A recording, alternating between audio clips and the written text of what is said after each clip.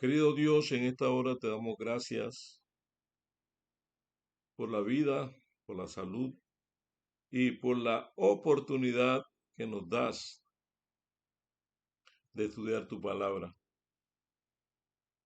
Rogamos que tú puedas iluminarnos a través de tu Espíritu Santo para que tu palabra pueda hallar cabida en nuestras vidas y que nuestros pensamientos preconcebidos puedan quedar al pie de la cruz y aceptar un escrito está, aceptar tu palabra en el nombre de Cristo Jesús.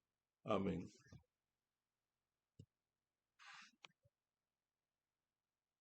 ¿Qué sucede con los niños pequeños cuando mueren? ¿Dónde encuentra o dónde encuentro en la Biblia la edad de la conciencia? El concepto de la edad de la conciencia es que los niños no son considerados responsables ante Dios por sus pecados hasta que alcanzan cierta edad, y que si un niño muere antes de alcanzar la edad de conciencia, se le concederá la entrada al cielo por la gracia y la misericordia de Dios. ¿Es bíblico el concepto de una edad de conciencia? ¿Existe una edad de conciencia? Con frecuencia, lo que se pierde en la discusión sobre la edad de conciencia es el hecho de que los niños, sin importar cuán pequeños sean, no son inocentes, en el sentido de no tener pecado. La Biblia nos dice que aunque un bebé o un niño no hayan cometido un pecado personal, todas las personas, incluyendo a los bebés y a los niños, son culpables ante Dios, debido a un pecado heredado e imputado. El pecado heredado es lo que se transmite por nuestros padres. En el Salmo 51:5, David escribió: aquí en maldad he sido formado, y en pecado me concibió mi madre. David reconoció que aunque desde la concepción él era un pecador, el muy triste hecho de que algunas veces los bebés mueren muestran que aunque los pequeños son impactados por el pecado de Adán, puesto que la muerte física y espiritual fueron resultados del pecado original de Adán. Cada persona, infante o adulto, es culpable ante Dios. Cada persona ha ofendido la santidad de Dios. La única manera en que Dios puede ser justo y al mismo tiempo declarar justa a una persona es cuando esa persona ha recibido el perdón por la fe en Cristo. Jesucristo es el único camino. Eso es lo que nos relata el libro de San Juan en el capítulo 14, versículo 6. Yo soy el camino y la verdad y la vida. Nadie viene al Padre sino por mí.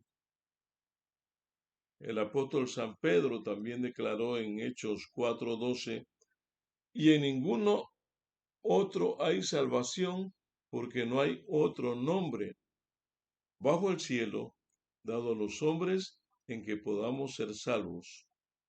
La salvación es una elección individual. ¿Qué sucede con los bebés y niños que nunca alcanzan la capacidad para tomar esta decisión personal.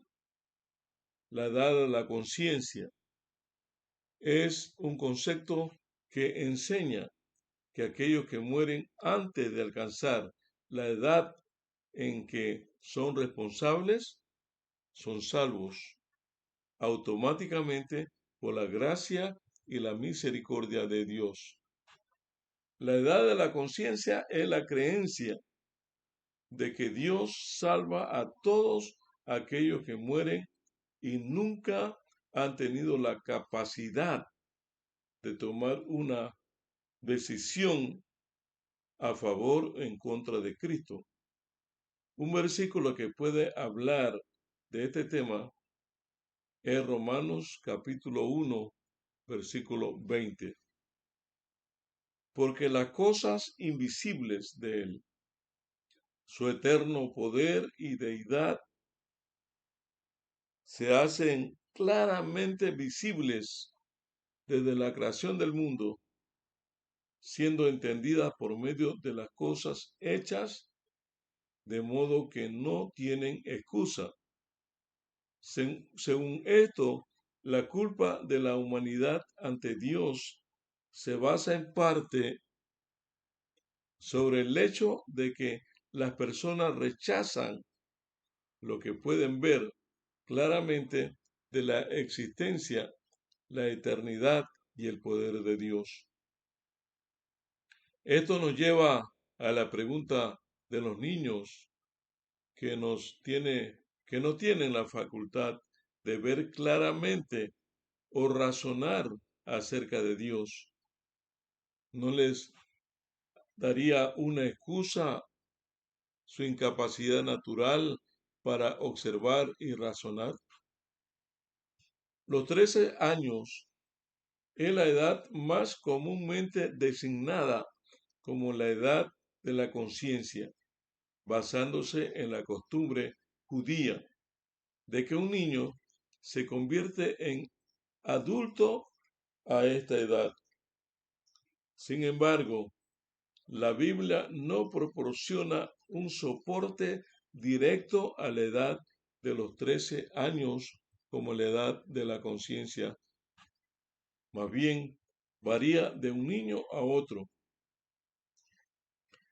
Un niño ha pasado la edad de la conciencia una vez que es capaz de tomar una decisión de fe a favor o en contra de Cristo. La opinión de Charles Spurgeon fue que un niño de 5 años puede ser verdaderamente salvo y regenerado como un adulto. Tenemos en cuenta lo anterior. También considera lo siguiente. La muerte de Cristo se presenta como suficiente para toda la humanidad. Primera de Juan capítulo 2, versículo 2, dice que Jesús es la propiciación por nuestros pecados. Y no solamente por los nuestros, sino también por los de todo el mundo. Este versículo es claro en que la muerte de Jesús fue suficiente por todos los pecados, no solo los pecados de aquellos que específicamente han venido a Él en fe. El hecho de que la muerte de Cristo fue suficiente por todos los pecados permitirá la posibilidad de que Dios aplicará este pago a aquellos que nunca tuvieron la capacidad de creer.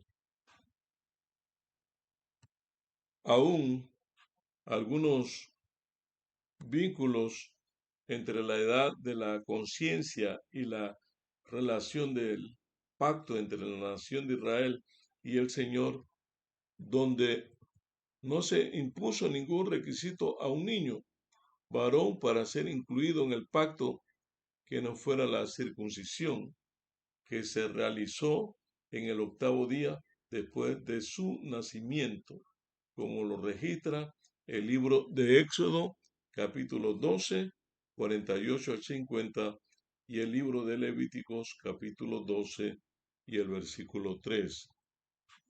La pregunta que surge es, ¿se aplica a la iglesia la naturaleza inclusiva del antiguo pacto?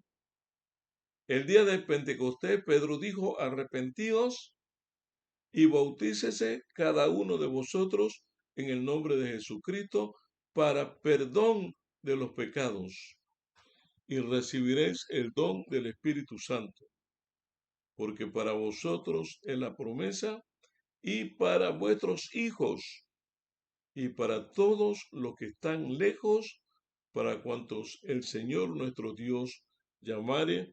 Hechos capítulo 2, versículo 38 y versículo 39. La palabra hijos aquí, teknon en griego, significa niño, hija, hijo. Del versículo 39, indica que el perdón de los pecados están disponibles para todos. En Hechos 1:8, incluyendo las generaciones futuras, no enseña la salvación de la familia y del hogar. A los hijos de los que se arrepintieron también se les pidió que se arrepintieran. El pasaje que parece identificarse con este tema más que ningún otro es segunda de Samuel, capítulo 12, versículo 21 al 23. El contexto de estos versículos es que el rey David cometió adulterio con Betsabé, resultado en un embarazo.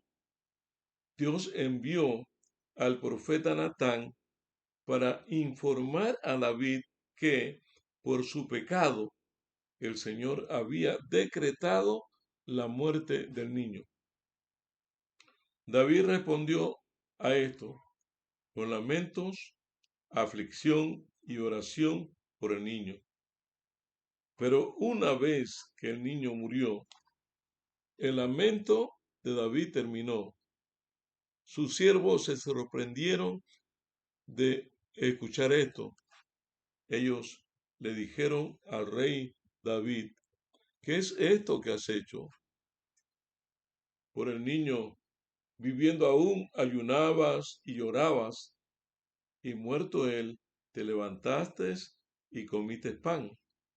Y él respondió, viviendo aún el niño, yo ayunaba y lloraba, diciendo, ¿quién sabe si Dios tendrá compasión de mí y vivirá el niño? Mas ahora que ha muerto, ¿para qué he de ayunar? ¿Podré yo hacer volver? Yo voy a él, mas él no volverá a mí. La respuesta de David puede ser vista como un argumento de que aquellos que no pueden creer están a salvo en el Señor. David dijo que él podría ir al niño, pero que él no podría traer al niño de regreso con él. También e igualmente importante es que David parece ser confrontado con esto. En otras palabras, David parecía estar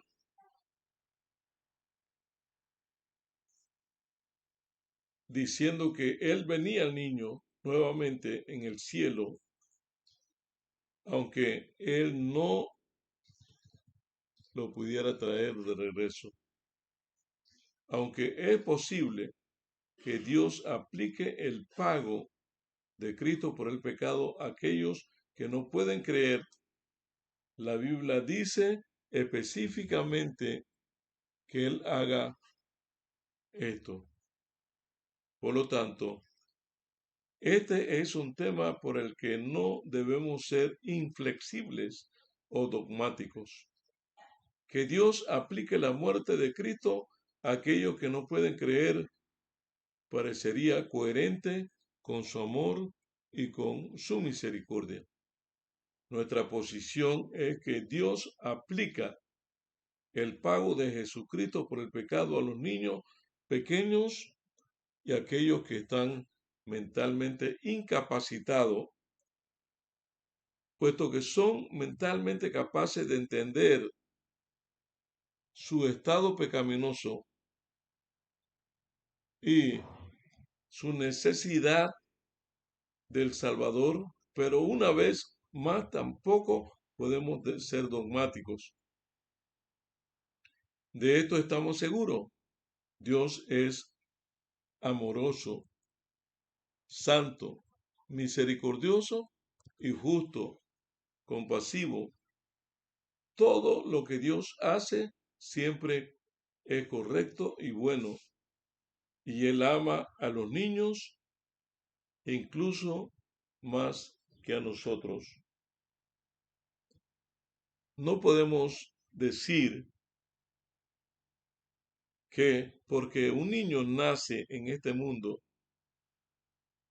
y todavía no tiene ningún conocimiento del pecado, su naturaleza viene contaminada por el pecado y tan pronto él tiene uso de razón, lo que va a hacer es pecar. El sacrificio de Cristo incluye tanto a esos niños desde Adán hasta el último ser humano que nazca en este mundo. Y Dios conoce perfectamente todo.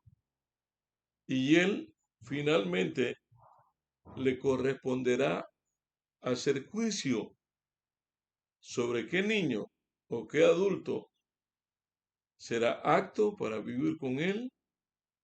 Solamente nosotros nos corresponde ser receptores de su gracia, de su misericordia y corresponder una vez tengamos uso de razón al inmenso amor y a la misericordia que el Señor tiene y manifiesta hacia cada pecador. Por consiguiente, hermanos,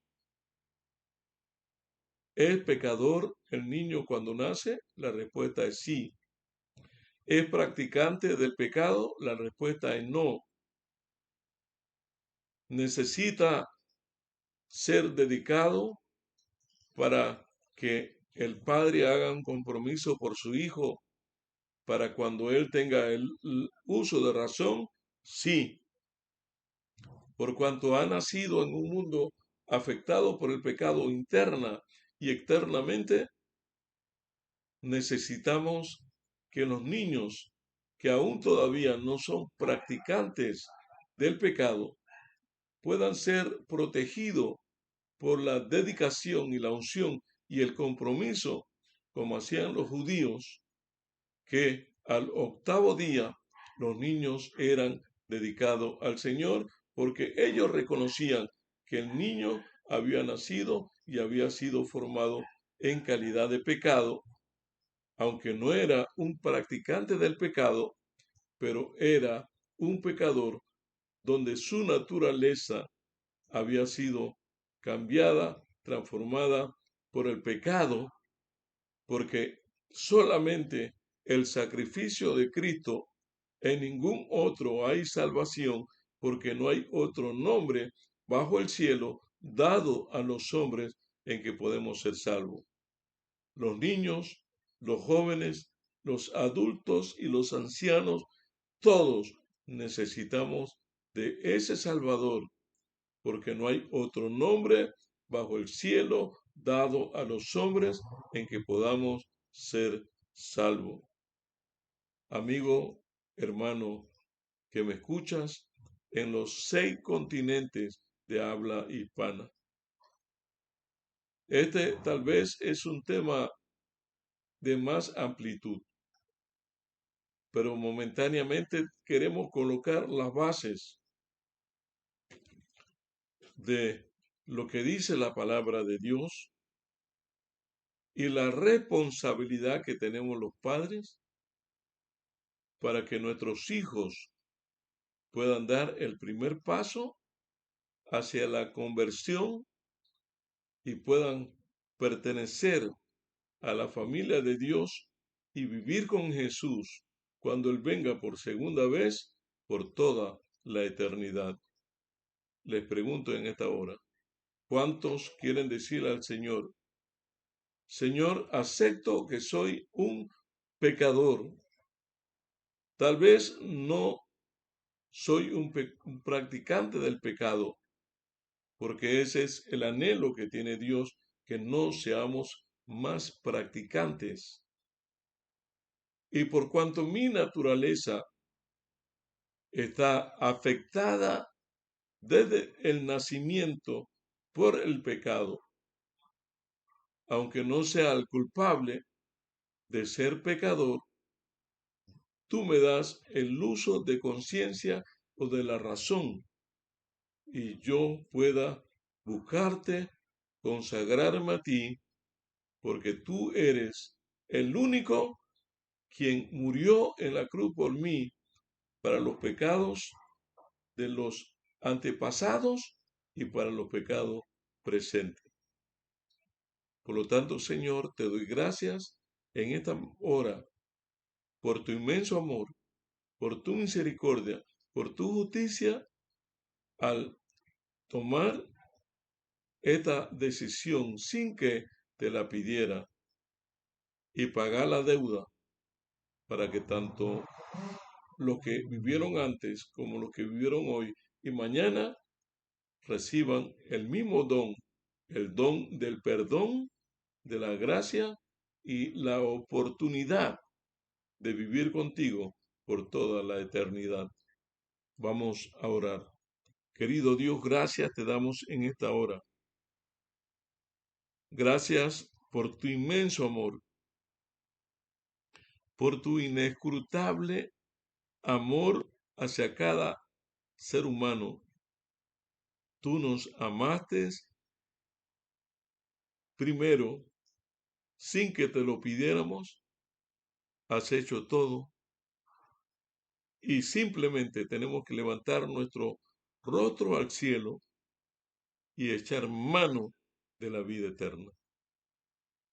Ayúdanos, Señor, a comprender tu palabra cada día y que tu palabra pueda ser significativa en nuestras vidas, que nos pueda ayudar, que nos pueda convencer, que nos pueda redarguir, como lo hace tu palabra.